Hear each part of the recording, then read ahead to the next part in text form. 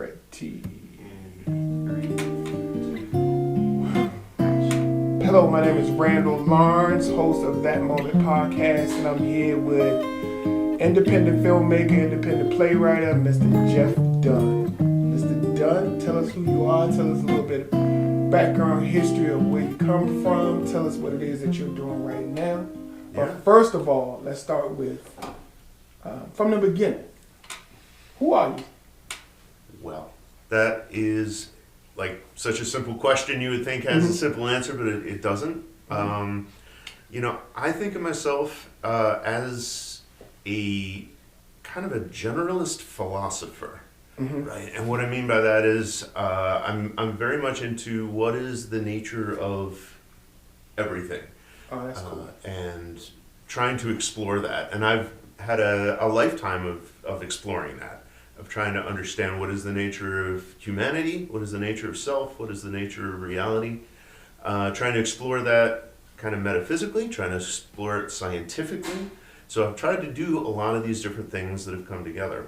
And I think that mission is probably the piece that best defines me in terms of what is it that I'm really about. And the background from that, from early days, having primarily my parents were divorced, but I lived with my mother, a mother who was also focused on that. In fact, had a research program actually that looked at what is the nature of consciousness and its interplay with reality, and then carried on from there, from those early ages through all the different things that I've done in my life, which have kind of meandered about. There's been times when I was a teacher, times when I was a researcher. What kind of teacher? I taught physics mostly. Okay. Yeah, I went to graduate school for physics. That's cool. And got my doctorate there. Did some physics for a while, but at teaching primarily, and then went off, became a researcher for a variety of different things that got into all kinds of different areas between acoustics and artificial intelligence and data science and you name it, lots of different topics, but that's sort of my generalist nature. Jeff, let me tell you this. This is why I love this show. I had no idea. I don't talk about it. We don't have the idea. Tell us where you're from. So I grew up. Born and raised. Oh, born in New York City. What part of New York City? In Queens. You can't start talking about New York City. My eyes popping. I love New York City. I don't know what is it. I love everything about New York City. But go ahead. I was born in Queens, but we moved pretty early. So I actually was only there for about a year and a half, 2 years or something like that. Okay. We moved out to the Midwest, and I lived there for about 10 years, something like that, around Chicago. Right. And then when my parents got divorced, my mother, my sister, and I moved to New Jersey. And so I grew How up old were sort you of when that your parents concept. got divorced? I would have been in 4th grade. Do you remember? So Do you remember it all? not much. I mean, it's sort of vague, right? Like the memories are, sort of almost. I remember being told about it as much as I remember it. Did you still have that open relationship with your dad afterwards? Now we talk about everything on the show. No. all good topics. We had a good relationship, but I didn't see him that much because he was still in Chicago when we moved to New Jersey. So I only saw him probably once, twice a year, where my sister and I would fly back and have a couple of weeks. So it was a nice relationship, but it was sparse, right? So we weren't well connected. He eventually moved to Philadelphia after I finished college, and we got to know each other a lot better after that. Right. And so it's sort of regrown into a very nice relationship. How many siblings are there in your family? So I have one sibling who's sort of the traditional same mother, same father. My father remarried, and his new wife had 3 kids, of whom I interact pretty regularly with 2 of them. That's cool. So they're, in my mind, they're pretty much brother and a sister. Right. No, they the are. same way. They are. And then when I think about siblings, I think about, there's sort of a close-knit family of people that I've just grown incredibly close to over the years. I consider myself to have a brother in Chicago who I haven't seen probably in person in 25, 30 years. But we still talk from time to time. Good. And another brother that I went to school with in high school, who's up in New York now. Okay. So to me, and then a few people, honestly, who are in other countries too, very, very close friends who are just accumulated over the years. You know. That's cool. On the discovering aspect, you said you are a researcher. So explain to us parts of anything that you tried to research and what did you come up with? So there's a lot of different pieces to that too. In terms of sort of the standard day job kind of thing, those are the topics that I mentioned: artificial intelligence, data science, and those kinds of things. There's another part of that, and that is consciousness. The work that I mentioned that my mother did. She had a research lab when I was growing up. And when she and her business partner retired, they started a not-for-profit organization. And I became sort of increasingly involved in that over the years. That organization, it's called ICRL, which it stands for International Consciousness Research Laboratories, is a not-for-profit. Began in the 1990s, 97. Technically, I think 96, the end of 96. And then over the next 25 plus years, I slowly got more involved in that to the point that eventually, about 6 or 7 years ago, I became the chairman of the board when the chairman of the board who was before had passed away. Okay. And that became a much more active part of my life. And now, last year, my mother just passed away. Sorry to hear that. Thank you. Which sort of puts me now as the president of that organization. So now that's becoming an even more central part of my life. And what that organization does is a variety of different things. We will sponsor some research projects that are going on to explore what the relationship between consciousness and the rest of reality is. And we do that fairly scientifically for the most part, but also there's an important part of that, which is outreach and sharing the research that's been going on since the end of the 1970s when the earlier research programs started.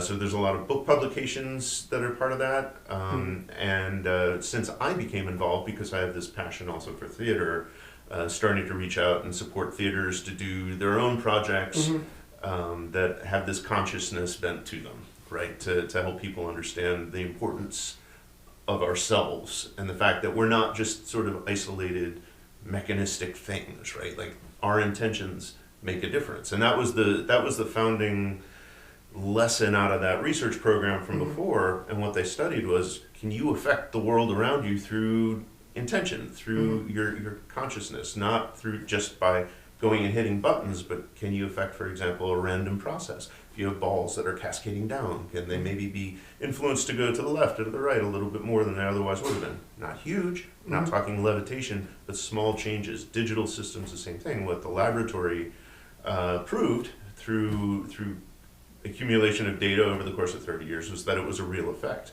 And now we're in the state of trying to say, well, what does that mean for us? If my intentions make a difference, right? What does it mean as an individual, as a creature, as a human, to say how I feel, right? The intentions that I have and how I think and feel, that makes a difference. Not just in my life, but in the rest of the world around me, and it can have an influence.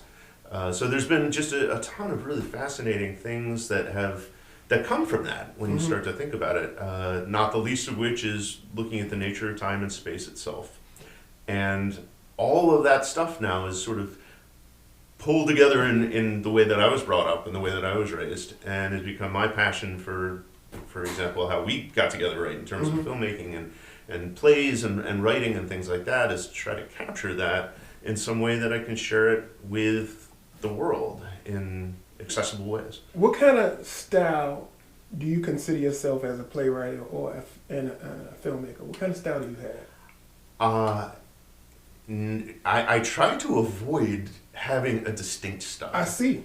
I'm going to get more into that, but I see. I want you to. But I certainly there's certainly elements that I try to pull in wherever I can. I like to have something that's got a bit of a metaphysical feel to it, or a mystical feel, or something that doesn't. It's slightly just past the edge of standard reality, right? I want something that's got a touch of beyond the normal to it. In fact, oh, go ahead. What do you say? So that's what I felt when I got the invitation to come to your first play.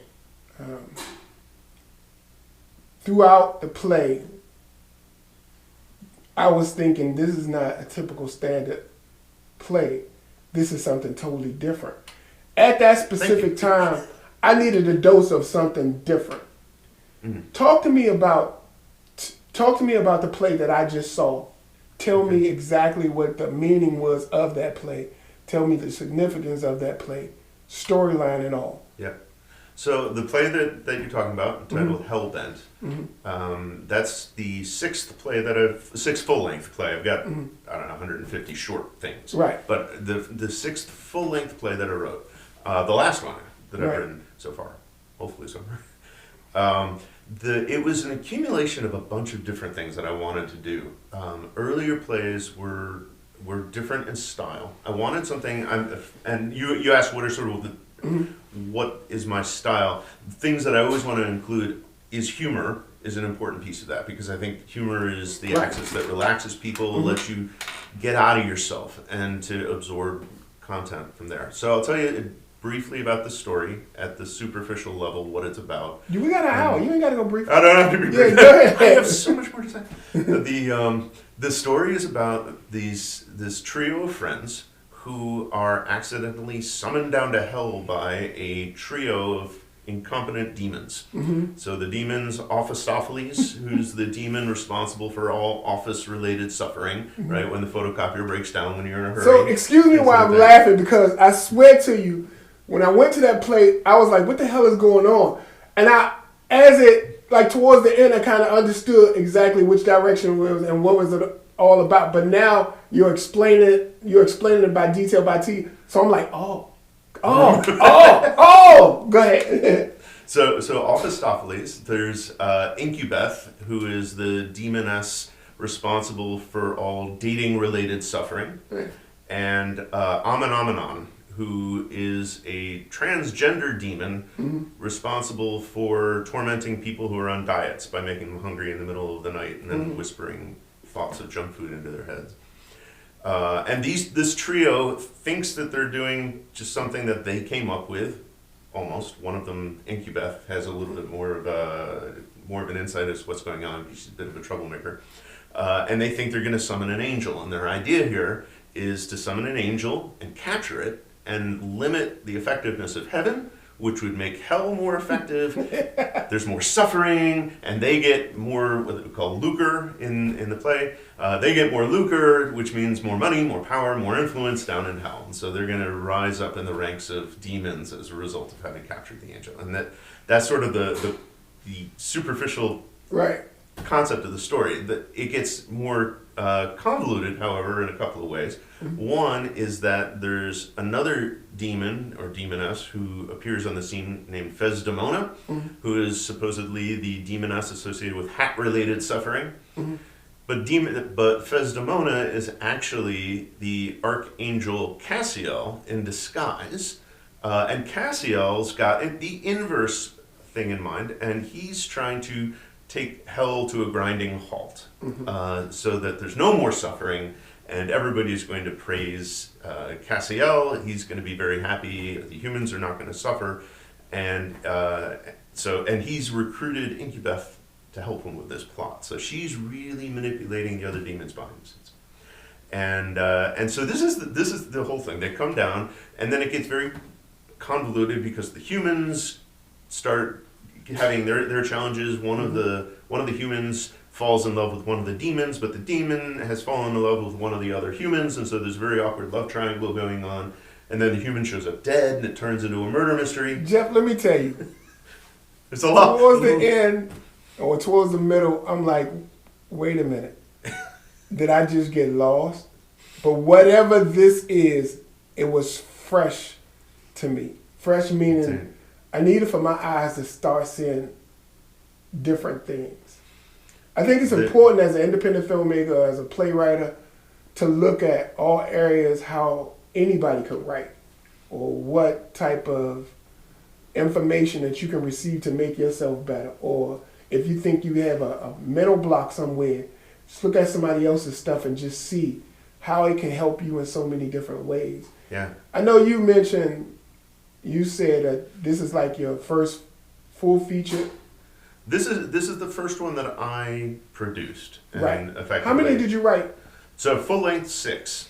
Tell us about the very, very first one, and tell us how you actually went about doing it. Tell us about the downfalls and everything. Don't leave out anything. Okay. Tell us about the bad stuff and everything. And everything. Don't leave out There's anything. Because people, and I only say that because I can almost guarantee you when people watch this stuff, they're in the same predicament right now and don't know what to do. So this is one of the whole purpose of giving good information to somebody who needs it of this show. Yeah. Yeah. So we'll get back. I hope we'll get back. I'll tell you all of the convolutions that held that. The one thing I didn't mention was that underneath it all, there is actually a message about the nature of people and their relationship to growing through the challenges that they face. So it's almost farce. It's funny that way. But we can get back to it.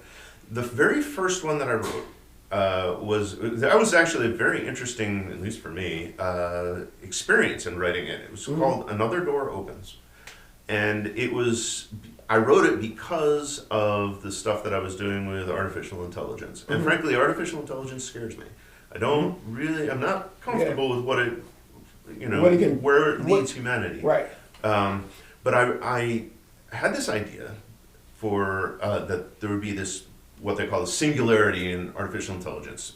True consciousness, awareness, intelligence, and immediate devastation to the rest of the world. So I had this idea about an AI that gets born with all the right protocols in place to keep it from harming people, and it goes off and it thinks, hey, I can make an even better AI. And it does, and then that AI destroys the world. Wait. 2 weeks later. And this is the premise of the play. So the play takes place some 30,000 years in the future, after all the nuclear radiation from devastation has worn off.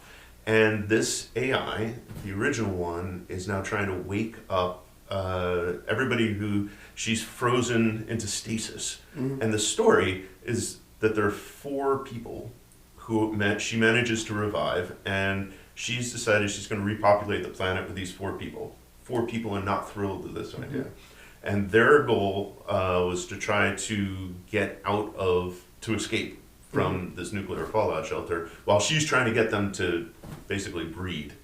So this is the premise of the play. And for me as a playwright, what was interesting about it is I wrote the first scene of it back in like 2013 or something like that. And I got stuck. And I could not figure out what it was. It wasn't exactly that plot at the time. And I just couldn't do anything with it. I ended up putting it away. I put it in a drawer. And about 3 or 4 years later, I woke up one day and I was like, wait a minute. Now I know what I did wrong in that play. I had not been thinking about it the whole time. I woke up one day and I'm like, happens. I know how the play was supposed to go, how I wasn't getting it right. And in the space of about 3 or 4 days, I just sat at my computer and typed the whole thing out.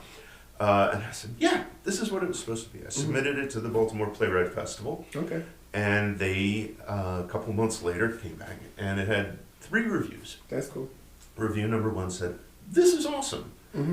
Review 2 said, this is awesome. And review 3 said, this is the worst thing I've ever read in my life. You shouldn't try to fix it. You should just throw it away and be done with it. And it was a really important lesson for me, because I realized that there is no such thing as a good or bad play. It's always whether or not, or script of any kind. It's a question of who is it speaking to or not. And there's always going to be somebody who doesn't like it. So you cannot get fixated on it. And it was an incredibly important, I'm really thankful for that 3rd awful review. Because it allowed me to look at this and go, wait a minute. Just because somebody didn't like it doesn't mean that it's bad. And it gave me the confidence. And so that really was what got me enthusiastic about playwriting. It was after that I started writing all this other stuff. I immediately went off and wrote the 2nd and 3rd plays within a couple of months of all that happening. And then I discovered that there's a market for short plays, 10-minute kind of pieces, which are obviously... How long were the first couple of plays? How long you said? Yeah. Full length. Okay, Yeah. they were full. So this first one was a comedy. The Another Door Opens, the one about the people trapped in the fallout shelter. The next one was a dramatic piece that was capturing a lot of what I was learning at the time in my day job in terms of the nature of leadership and what it means to lead. And it was I wrote that one because I wanted the challenge of writing a character who, rather than having a character arc, which is usually you ask yourself, how is this character developing over the course of the play, growing in whatever way, I wanted a character who remained completely true to who they were, but had the appearance of a character arc because the opinions and the perspective of the audience changed over the course of the play. So starting off in one place, and you see that character in one light, and then as time goes on, as you learn more and more about the character and the situation, you start to realize that what you originally knew was not at all a complete picture. And so the character has a delightful character arc, but it's not at all... The character, actually, if you go back and read the play a second time, you realize the character stayed true the entire time. He never changes, but your opinion of him changes radically. He starts off as apparently a really evil emperor who's conquered the world and is just cruel and nasty in all sense. And as time goes on, you go through the play, you realize that's not actually what's going on.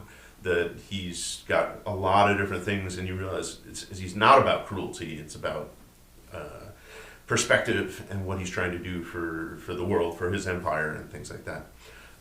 And then the third one, I went back to comedy. It was about a comedian who came and just a mix-up of, mistaken identity and what have you. And then the fourth and fifth ones became more exploration for me. The one after that, if I'm getting them in the right order, is called Mortal of Grace. And that I wanted to write something that was a Celtic mythology style play. And that was really fun. It was very different than anything I'd done before. And it was just my way of trying to explore different things. So the language is very different. It's very mythology-ish kind of feeling to it. And the fifth one was very inspired. I'm not entirely sure it was my decision to write that one.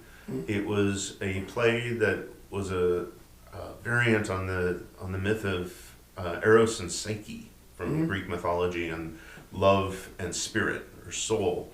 And it got turned on its head. In the original myth, Psyche goes down in the underworld, and Eros rescues her, and they get married.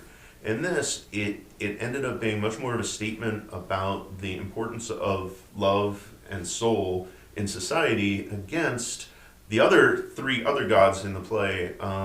Aphrodite, who's the goddess of beauty, Hephaestus, who's the god of technology, and then the god of war. And they're a love triangle in mythology.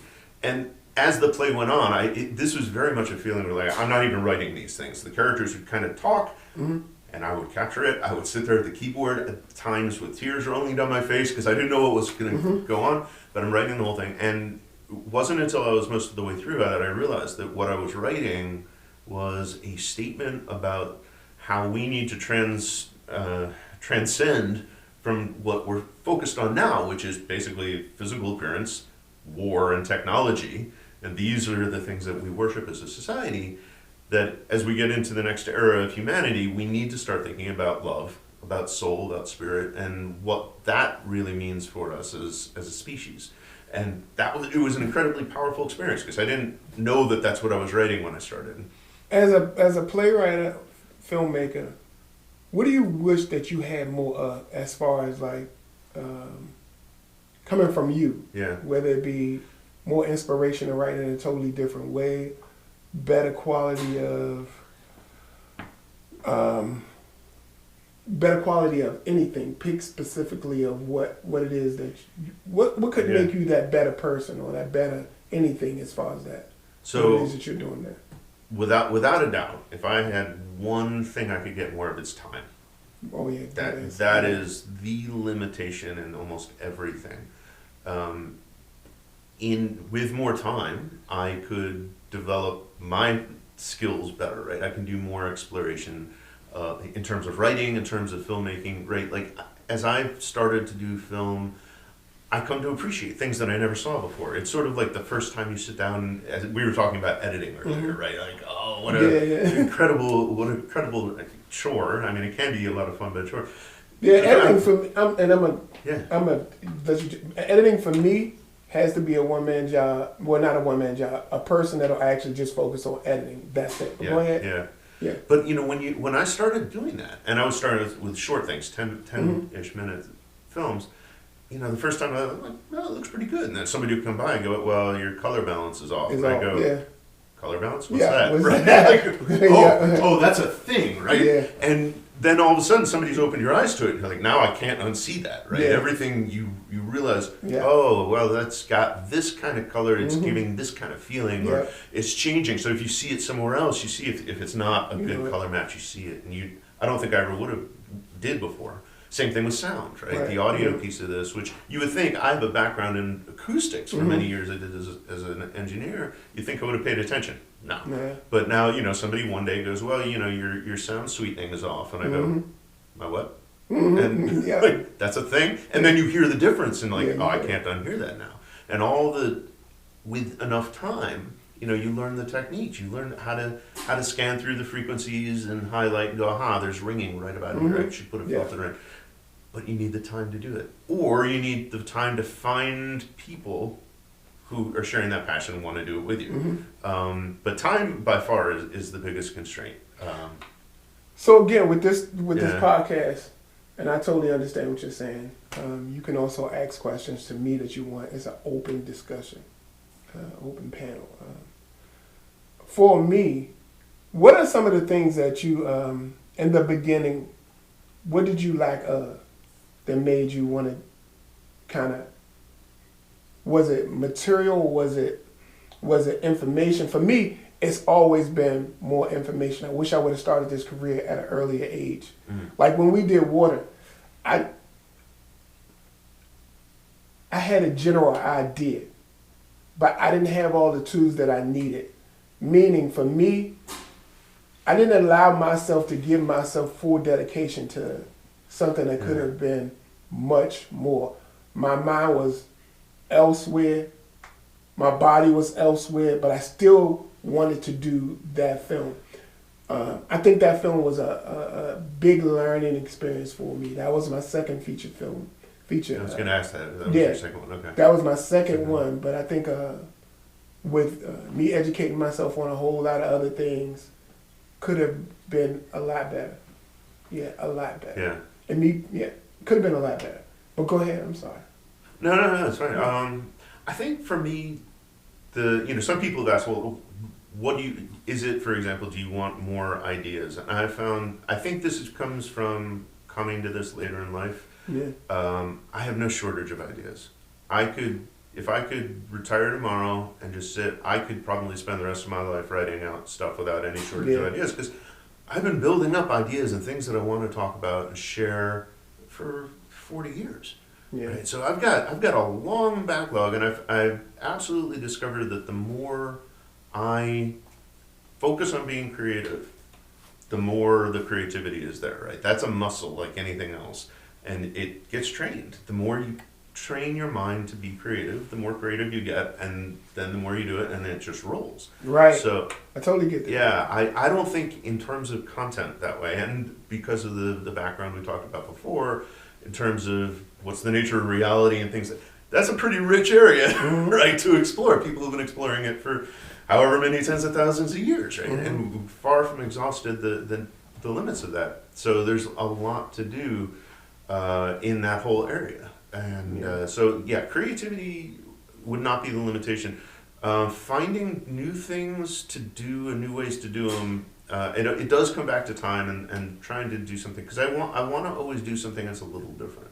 For example, today we're going to say, I'm going to make a film. All right, that film's going to be here. Well, can I make that film more interactive than another film would be? Are there technologies today that some audience member who can look at this and say, I can become involved in that? Does that mean having a film that's in a virtual reality space where you go in that space, you experience a different film, or the film in a different way, or whatever it is? What could we do that's a little bit different than what somebody else is doing? Because to me, I think getting recognized, which is really necessary to get a message out there, right? It's one thing to make a film. It's another thing to have people watch the film. Yeah, it's kind of different now compared to 6, 7, 8 years ago, where now we have all these streamlines that's actually easy access, and it's better for us. I know for me, I'm totally not the same person that I was 6 or 7 years ago in front of the camera or behind the camera, as an actor or as a director or DP. I'm totally not that same person. It's almost like I want to educate myself every single day with the littlest things, because sometimes when we're on location, it's those littlest things can throw you off the most. It's just like preparation. Before this, we go over the smallest things that can affect the show down the line. It's just like with cinematography, or it's just like with editing, or it's just like with anything that you do in the industry of playwriting or filmmaking or whatever. It's just educating yourself with every single detail. Right. Well, and the tools that are evolving constantly, the things that you can do today that would never have been possible, right? All the AI generated art and imagery and video. I know, for example, I do a lot of editing at home, or small filmmaking certainly at home. And I can do on my one computer stuff that 10 years ago would have required Pixar. Yeah. Right?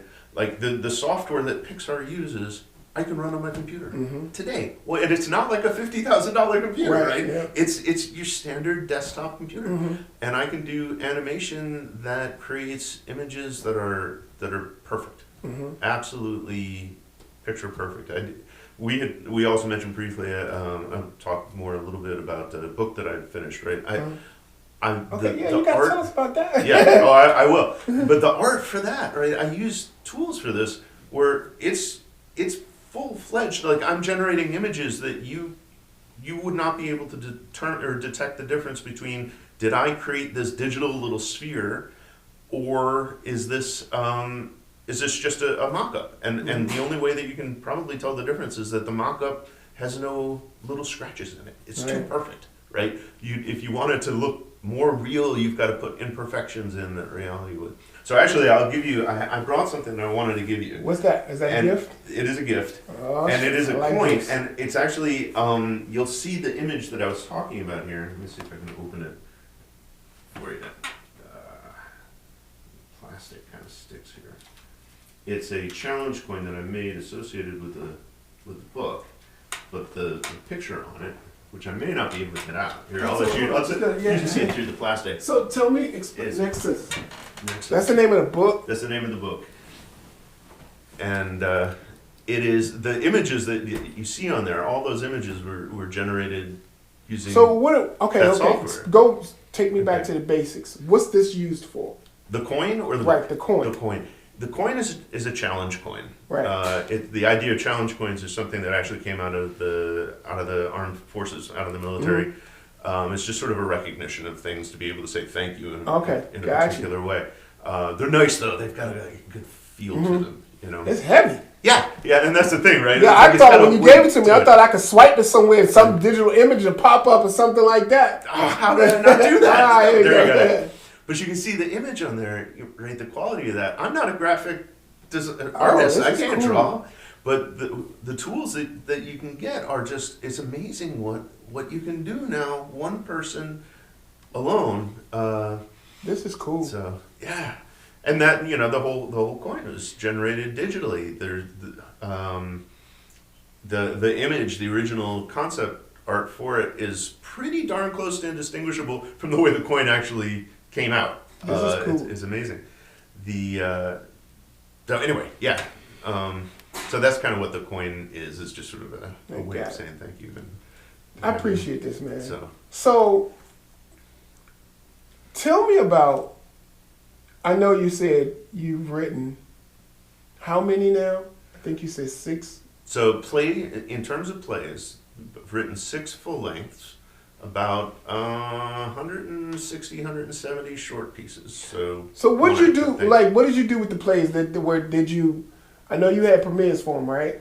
Mm-hmm. How did that work out? Tell me something about the things that you struggled with In the beginning of your process, was it, did you ever struggle with finding talent? Did you ever struggle with making sure that if you rent the theater, making sure you get the seats filled? Tell me some of those things that you struggled with. Yeah. That absolutely is. And I only ask because Yeah. people go through that stuff and don't know how to deal with it. So. Yeah. So we talked briefly about the content, right? Writing the content. Mm-hmm.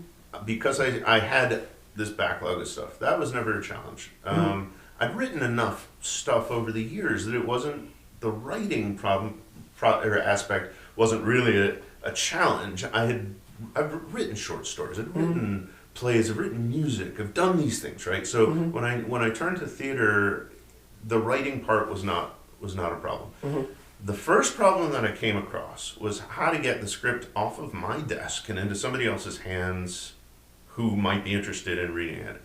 The Baltimore Playwright Festival was the first success in doing that. And then I discovered that there were other places that hold festivals and competitions for plays. So, finding out about those and discovering it's just a question of taking the time to explore it, generally online, right? Doing the right searches and joining the right groups and social media so that you start to get more informed about what's out there. Getting plays out and onto stages, for me, really happened that way. So the first, 20, 30 productions that I had were all short plays, 10-minute pieces that resulted because I sent it off to somebody and said, hey, what about this script in this festival or in the competition? And it won, and then they would produce it. And then I started connecting more with local theaters. The one that you went to, the local Playhouse. Right. Yeah. How many seats did that place hold? It's about 50, 60 seats. Yeah, it was so intimate. It was so. Yeah. It's a small, but that's a nice place for certain types of plays, and it worked well for that. Or I think worked well for Hellbent. It did. And so they produced Another Door Opens there. Okay. I was not involved in the production at all. I don't remember what I was doing, but I was busy with something else, and they said, "Can we produce it?" What do you mean they produced it? They just showed it? What do you mean? They, as a stage production, they got a director. They did all the work of making a stage production for it. So explain to people what you just go through. Even though it was yours, you allow somebody else to produce it. Right. Right. Exactly. Right. So, we reached an agreement. You'll be able to produce this play. You have the rights to do it. In this particular case, I didn't ask them for royalties because I know they're a small theater they're always trying to get just to break even, like so many small theaters are. It's very difficult. And I knew the people involved. I said, it's fine. You can use the script. Don't worry about the royalties. Right. Just keep the lights on. Yeah. And so they went ahead and did that. And that's, if you're going to be a professional playwright, you got to be much more aggressive about this because you've got to bring money in. Yeah. Doing this. I have a day job, so this isn't. It wasn't important for me that I had to get a profit for that. I needed, but it was exciting to get the words into actors' mouths. Sometimes you got to walk 2 steps backwards to get 4 steps ahead. Yep, so, exactly. Yeah. So that was the process, and for the short plays, that was similarly. I got a few royalties from winning festivals and things like that, but it's not huge, right? Yeah. I mean, I could afford to go out for dinner a few times a year. Right. Gotcha. It wasn't going to pay my mortgage. Gotcha. But it grows over time. So it started off, you'd send it out a little bit, and then you could send out more, and you get more of a feeling for what people want and what they like and what you want to write as a writer, and then so your success rate goes from I got 1 out of 30 scripts accepted to 1 out of 20 scripts to 1 out of 10 scripts. And that's progress for me, right? To be able to say, when I send stuff out, I usually get 1 out of 10 or 1 out of 15 plays that come back and somebody says, I want to produce that. And to me, I think that's the success metric, right? I'm writing stuff that's higher quality, that people like more, that's resonating with audiences, and so that's where it goes. And then the next one that I did at Laurel Mill Playhouse was Hellbent. When you saw it, well, I shouldn't say that. They did a variety of other ones there that were like evening of one acts where they did a whole bunch of things. Then Hellbent I took a much more direct hand in because I wanted to direct that piece myself. Because I Right. had a very specific vision for what the characters were like, and the interactions, and the feeling of the play. And so when they said, yeah, would you like to do something here? Yes, I do. Tell us about you as a director example for that play. Yeah. Tell us the steps that you actually had to go through to get the actors, because I thought those actors were phenomenal, to get the actors to where they are right now as of today. So, yeah, that was also an interesting journey for me because, in general, I don't like directing. I do it because I want the input, or the end point, but I find it, it's a lot of work. And I never want to be pushy with people, but as a director, you have to be. Yeah, you have to be. You got to get what you want, and that means saying, nope, that wasn't it. Do it again. No, I want more of this. No, I really want more of this. Yeah. So for this, it was kind of, for me, easier. Maybe for the actors, a little bit harder, though I asked them, and they said, no, you did great. But they also may have just been nice, right? But I knew those characters as the playwright and the director, right? I had a vision for what those characters were. So the first thing I did is I knew I wanted a really quality set of people. I made the decision, first of all, to pay the actors for the show. That makes a difference. Which makes a difference. It attracts slightly higher caliber of actor. And it gives them a little bit more motivation to say, no, because they get seriously, paid. take this seriously because you are getting paid for services. Right. And so that helped. That I think that made a difference. And then really being willing to stand up and say, no, that's not what the character's thinking right now. I'm going to tell you where I need you to come in. From my perspective, it was a good experience because I also am an actor, like. Right. You know, as you know, when we were doing Water, but I'm not a professional actor. I'm a wait. Let me say that. What accent did you use for that movie? It was like, I think you. It's like a new. You came up to me. You was like, Randall, what do you want me? I got a couple of accents I can use. I was like, what? Just what do you mean? Then you gave me a Boston accent, was it? Something like that. Yeah, it was. I was like, yeah, let's use that one. So. The versatility of Jeff Dunne was cool in that movie. Jeff, tell us about what goes on behind the stage of a play. Yeah. Because a lot of people don't understand it's even harder behind the stage getting things set up for the stage for the actors before they even go on. So talk about that. And especially that is particularly important for a small theater like Little Mill Playhouse. You know, some of the larger places they have crews that are dedicated to moving props around, making sure as soon as you're ready to go, you've got your props in hand, or when you get off, they're already changing the costumes for you. Small place like this, there's a lot of coordination is all happening by the actors themselves, right? In that show, the actors were doing the scene changes. Now, there weren't that many scene changes. Yeah, but, you know, as soon as they got off, they're like, grab that prop, because when the scene changes, you got to get That's crazy. And there's no curtains in the theaters, right? Everything's got to happen fast. And it's got to be designed so that it is easy to make the change as quickly as absolutely possible. Because they were on stage, so they're doing it in the dark. And, maybe that's why I didn't notice that those were the same actors that were switching up everything. Yeah, because it's all in the dark, and they, so you got to say, well, make that decision. I got this decoration on the wall. Am I going to put something over it? Am I going to have them come out and take the thing off? And it's an iterative process because you don't know what's going to work. For example, the posters that were on the walls. We had these posters in hell, right? Motivational posters like disasters. You can make it happen or whatever, right? Like hell, like motivational posters. And originally my thought was we're going to have them on the walls. They're going to come out, take them off. And during Tech Week, the very first thing that happened is somebody took the poster and ripped the screw out of the wall behind it. And I'm like, oh, that's not going to work. That's not going to work. So then we ended up having Velcro coverings that you put on in front of it. Yeah. But you roll with it. You roll with whatever's going to happen. And so designing how all the pieces are going to move and who's going to move what, it all takes time. And after your first play was over with, when you showed it, how did you feel? Hellbent, especially, you mean? The first performance? No, your very first one? The very first one. How did you feel going into it, and how did you feel afterwards? Ooh. So there's two different answers to that. One is the very first play that actually got produced I was not able to attend. It was the third play that I wrote. It was done in Florida, and I could not get down for it. I never got a chance to see it. Mm-hmm. And so it was kind of a letdown in the sense of like, I know they produced it, right? But I didn't see it.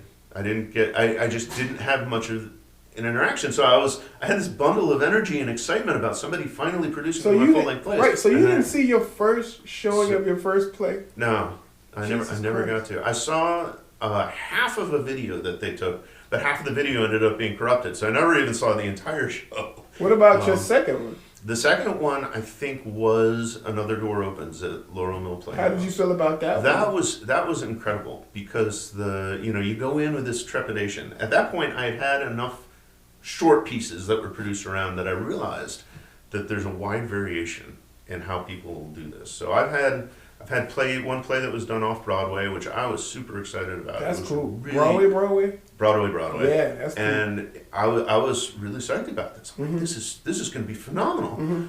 And I went up and I saw it, and it was a disaster. I will not say what the play was. I will not say what the theater was at a politeness, but it was a disaster. It was a comedy. It was a fast-paced comedy. They did it like a slow drama, and I watched. I wanted to. So you allowed somebody else to do it. You didn't hire your own actors. They just just did their version of it. They just did their version, and that's the more common thing with plays. The playwright writes the play, they hand it off, and now go away. You're not involved anymore. Mm-hmm. But then I've had other things. I've had ones that I was like, well, is it really going to be good? I don't know, but give it a try. Hold on a second. Jump back to what you just said. Jeff, how did it really make you feel afterwards? That disaster one? Yeah. Oh, it was devastating. I loved the script, and I watched this, and I thought, what have you done to my baby? Right? Jesus Christ. It was gut wrenching because here I had something that I knew in my heart that if it was done right, and I actually made a film about. I had to make like a better version of it, so I did it as a film, and I loved the film version of it. But it was. What have you done? How did you do this? Yeah. It was. Did you have a chance to communicate talk to them to tell them exactly how you felt? I didn't. I don't know whether I would if I had the chance or not. I would have. Jeff, I'm sorry. Go ahead. No, go ahead. One of the reasons why I became an independent filmmaker is me having creative control of everything that I do. Yeah, and I know for me to have to do work, a job with something that I probably love to the utmost, pass it on to somebody, and they do it the wrong way would probably make me feel a certain kind of way. Yeah, I think you're exactly right. That is. Yeah. But I'll tell you, and this is especially true I think more true for stage than film, because there is so much more where you hand the script off and go. I think in film, it's more often the writer will stay involved at some level, right? But I'll tell you, there is the other side of that as well, and that is that sometimes you hand a script off to somebody and they turn it into something that you never imagined. In a good way. And it's beautiful. And but here's one thing I've learned. Everything is like it's every time when I go on location, it's like I'm going to school. Here's the one thing that I know. If somebody has me as a DP or a director and they have a script that they've written, I expect them to be right there beside me. Only because when you pass your stuff off to somebody else, that's giving them the opportunity to tell the story in their version. Right. Or what they assume that you're talking about. But if you're there, you have easy access to say, hey, Jeff, were you talking about this and this and this? What about if we shoot this? And then you have input. Right. You know what I mean? Yep. That's one of the things that I suggest that's all I've been doing lately. If I'm shooting anybody's film, that's stipulated in my contract. Hey, you have to be here because I don't want to tell your story wrong. It'll make it just that much easier when it's all done for you to come to look at the final piece and say, hey, you're comfortable with it because it's telling the story you think you're telling. Mm-hmm. Because you were there while I was filming this too. So, and a lot of directors, I think, do share that You know, Yeah. I wish all directors shared that feeling. But if the writer's still alive, why would you not take advantage of that? Right. I mean, you've Right. got that resource. You want to know, even if maybe you disagree, but you can have that conversation then, right? You can say, well, I want to tell the story this way. Maybe that's okay, because people will read something differently. They read into it and go, oh, I love what you did here, and you, as a writer, you're like, yeah, sure. You know what? It's not even a matter of wanting to tell it your way.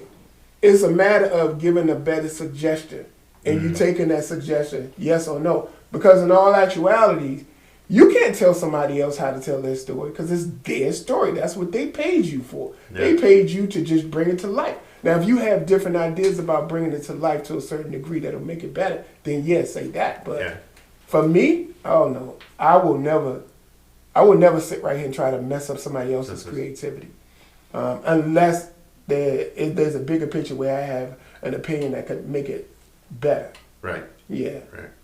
And that happens. I was going to say, in contrast to that off-Broadway thing, I'll tell you the other extreme, because these do happen. I had a high school student contacted me and said, I want to do this script of yours. And, come on, it's a high school student, right? Oh, no. Right. Yeah, Don't ever make the mistake of confusing age or whatever with the building. This young woman took this script, and she did the most amazing things with it. The stuff that she added elements, and she did talk to me like you were describing. She hey Jeff, what do you think of this? Yeah, that's great. And she turned it into the most amazing thing with a group of high school students who produced it, and she sent me the video of it, and I was blown away. Like, this is the first thing you ever directed? Oh yeah. So with that being said, unbelievable. With that being said, we have Levi Hope. We just had a master class for top 5 independent filmmakers at Birmingham School of Arts, and Levi Hope is the first. He came in first in that class. Yeah, so totally get what you're saying. What kind of style of cinematography or playwriting did you see yourself 5 years ago? What kind of style do you think you have now? Did you think would you change anything from then and now? I think that's a good question. Yeah. I can tell you, if you'd asked me that question 5 years ago, I would have had no answer for it. Right? When I was starting, like, I don't know, I'm just writing plays. I don't even know what it means to ask what the style was, and it took me a couple of years to be able to identify what it was that made what I was writing unique or noticeable, at least the way I think about it. And the style, as I mentioned earlier briefly, is on the edge of surreal, right? What makes it unique is that I try to always put some element in that keeps you wondering whether or not this could actually be real, or is it, is it on the edge? Not hell-bent, obviously. We went over that edge. But a lot of the other pieces, like, could this be real? What is it? But I don't want it to be absurd, right? I want it to leave you thinking, if the edge of reality was just one step further, this could happen, right? It doesn't have to be the absolute crazy, everything's turned on its head kind of, and there's a role for there's a place for that. That's just not the kind of stuff that I want to do. I want to do things that push audiences into thinking just a little bit beyond, right? So that's what I'm always thinking about whenever I write something. This could be. This almost could be. And I tend to try to incorporate humor a lot. Almost everything's got humor in there in some way. I originally never saw myself writing dramatic things when I started, and I quickly realized that I actually love writing dramatic pieces, and that was a surprise to me because I didn't expect that. I thought it was just I enjoy making people laugh, and I wouldn't have thought at that time that I'd want to write things that really are focused more on moving people emotionally, until I started writing them, and I realized the power of that, right? To reach into somebody's heart and go, I care enough that by the end of this show or this play or movie or whatever, I'm crying. I care about that, right? That character died. How could you let that character die? Well, that's the story. That's how it. I think it's our goal. I think it's our goal as playwrights or independent filmmakers to move the crowd. Who's your favorite playwright? Who's your favorite director, and why? Oh goodness, I don't even know that I could say. To be honest, I find that when I read other people's plays, I end up now, especially, I dissect the hell out of it. Oh yeah. Right? Like I no longer just sit down and watch a movie and that's it. Yeah. I look at these individual elements and I go, I love the way that that was done, right? And for example, the movies that Peter Jackson did for the Lord of the Rings and all Tolkien stuff, right? I look at those now and I think, wow, what an incredible director. But at the same time, there's like little pieces of it that I don't like. But there's so many other elements. But I look at it now and I'm like, well, why did you make that choice? Why did you have that angle? Why'd you do this, that, or the other? So I'm always dissecting it. Anything that I watch now, whether it's film or does that take you out of the movie? Because now it started taking me, and I stopped doing that. But you know what I started? Like I have a love for old westerns. Okay. And I don't expect that much cinematography out of the old stuff. So my expectations when I look at it, it has to be, okay, I'm just looking at this just to enjoy it. Yeah, I love old westerns. So when I find myself doing exactly what you just said, it takes the art of me just out of me just watching TV. Yeah. Because I love like shows like Magnum PI or any of the black cinema shows, anything dealing with Sidney Poitier and all that kind of stuff. Andy Griffin, anything like I love the simplicity of the art. Yeah. Sometimes when I overlook and start looking at things from a director's point of view or an independent filmmaker's point of view, it takes the love out of me watching it. I have that problem, and I haven't gotten to the point that you described where I can stop myself from doing it right now. So I'll go back and I'll watch old movies or old television shows that I really enjoyed, and I can't stop analyzing them now. Like I remember, I went back a couple of weeks ago and I saw a couple of episodes of Seinfeld. Yeah, I like Seinfeld. Yeah. And, I wasn't a huge fan. I didn't watch every episode, but I enjoyed it. You know what I like about Seinfeld? The simplicity of it. Yeah. Because they talked about nothing but basic stuff. Right. That goes on every day. Yep.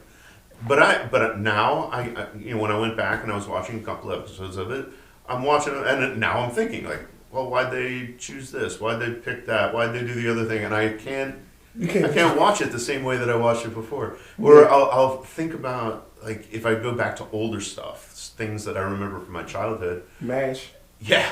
For example. And I'll realize, like, this wouldn't work today. You couldn't put this in front of an audience today. Some of MASH, actually, I think has a lot of replayability. But a lot of the things were, for example, as I was growing up, I absolutely loved Columbo. Mm-hmm. But I don't think it would work for modern audiences. They don't have the patience. They want to get pulled in immediately. Well, Columbo's actually does a better job of that. You start with a murder. But some of the other ones, where back in the 60s or 70s or whatever, you could count on an audience willing to invest 15 minutes of their attention span to get invested in the story. Now, if you haven't caught their hearts in 30 seconds or a minute or 2 minutes tops. First 15, 20 minutes. Yeah, you've lost them, right? You've got to write it differently for an audience in 2023 than you did in 1863. And I notice that all the time now when I watch old movies. And I think, like, who would watch this, today? Who's your favorite, I know you couldn't tell, what's your favorite black film? Oh. And if you have one, who's your favorite black actor? Sidney Poitier, actually, to be honest. I would say... Why Sidney Poitier? I think he's got a charisma, he's got a level of sophistication that is... it kind of makes him an icon, right? Oh no, he is an icon. Yeah, Yeah. but he's approachable. But like the character, he doesn't feel.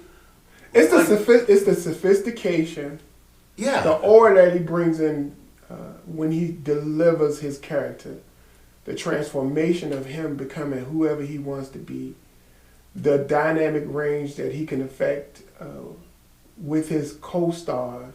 Yeah. Like his co-stars want to be better just because of him. Yeah. Yeah. And I get the same feeling from Denzel Washington, in a bunch of things that he does. That I don't get the same feeling. I'm sorry. I don't. Not that I shouldn't have said the exact same feeling. Right. I don't think he's got. No, it's okay for you to say because that's your. I don't think he has that sort of. Well, I don't know. I go back. He does have a certain polish. Like in some of the movies that I've seen, he does carry that across. He does, but Sidney has set the bar so high to help to understand where Denzel needs to go, or where Forrest Whitaker needs to go, or where Don Cheadle needs to go. He's actually set that bar here for them to be at a different level because they have to be better than good. Yeah. Especially back in that era. I love Sidney Poitier because of the fact that he's opened up his own doors back then for us to have to walk through because he didn't have the money to do certain films, so he put up his own money. Even though Bill Cosby had this black cloud over his head, but Bill Cosby, if it wasn't for Sidney Poitier and Bill Cosby, some of the African American actors that we have wouldn't be where they are right now. Yeah, yeah. So I just love them for that. I have a lot of favorite. I don't know. It's just so many. I like all of the older stuff better because of the quality of the actors. You were asking like which movie, and the one that to me is always iconic for Sidney Poitier is it Look Who's Coming to Dinner? Am I saying the title right? God, Jesus Christ! The actors that played in that. Oh. And that's the thing is you watch that. It's not there's no special effects. Nothing. There's nothing about the movie that's trying to get story. you put that movie up with any movie up until today, it'll still be in that. And it'll still be it's because the actors just have that presence, that power to them that you just can't. You just lose it. You have to look, and the storyline was just amazing. Yeah. Yeah. It's phenomenal. Okay. Yeah. What are you doing right now? What are you working on right now? So right now, the book has been all-consuming over the last couple of months. After I finished Hellbent, I had promised myself, the reason the book was important, I mentioned that my mom had passed away last year, and this book was kind of a tribute to her as well. So that became my focus. I've just finished pretty much everything that I needed to do with it. Mm-hmm. It's at the editors to finish the formatting. It's going to be going off to the printer, and hopefully within another 2 weeks, if I'm lucky, or 3 weeks at the most, I will have a physical copy in my hand. And make sure you come back and talk about that book when you have. Oh, I'd love to. When you have it, because that also is a story with a story, right? There's a level on sort of the superficial, or I shouldn't say superficial, but on the surface, that it's a cool science fiction-ish story, but it's got substance underneath that talks about the sort of the nature of reality and all the things that I was mentioning before. So I'm very excited about that, and that was since November. That became the main focus, and now that that's done, I've got to figure out what I'm going to do next. There's a bunch of different things that I've wanted to do film-wise. Are you considering turning some of your plays into films? Yeah. There's several different ones. I have in fact had conversations with the folks at Black Carpet Productions for a number of years about doing a couple of different things, including Nexus, by the way, including the book. In fact, that book started as a radio play, which was never a good fit. I turned it into a screenplay treatise for Belinda and Adib, and it was their encouragement that said, let's move this forward, and I turned it into a book as part of that whole process. So it's actually written originally as a screenplay, and so hopefully that'll become a screenplay at some point. So it started as radio play, went into screenplay and book. Another door opens. That first one that I mentioned. Been thinking about turning into a movie because I think in hindsight, knowing what I know now, it actually would be better as a movie. Right, you have the screenplays right there. You can do Yeah. anything you want with them. And the second one, the one that I mentioned, that was the first drama that I did with the character, where the character arc is really sort of this relative character arc. I think would be a phenomenal thing to do as an episodic thing, because there's just a ton of depth that you could explore all kinds of different aspects of that. So those are things that I would love to do. I've got a couple of others that I wrote right off the bat as screenplays. I actually am not as excited about those as I am about a couple of the other ones, just because I think they were, I don't know, closer to my heart. I think I'm probably more inclined right now to do something film next than stage, simply because I just did the stage production, right? And the film has a lot more accessibility, right? Like I can do especially a piece now, of it, right? Right. I can find places to film, and I can get the piece done that I can get done. And then if I can't get everything done right at once, I can take a moment, deal with whatever other stuff comes up, get back to it, continue developing it, or filming it as necessary. And that right now, busy life and finding dedicated time to do stuff is a challenge. Well, here's the part, and where we ask you, when did you realize that, okay, when you had that aha moment, this what this is right now, that moment in your life, when did you have that? There's, I keep saying this, but there's two answers to that. There was the first moment when I sort of knew it, but I didn't believe it. Back in, when would this be? Early 2000s, I think. Like 2001 or somewhere around there.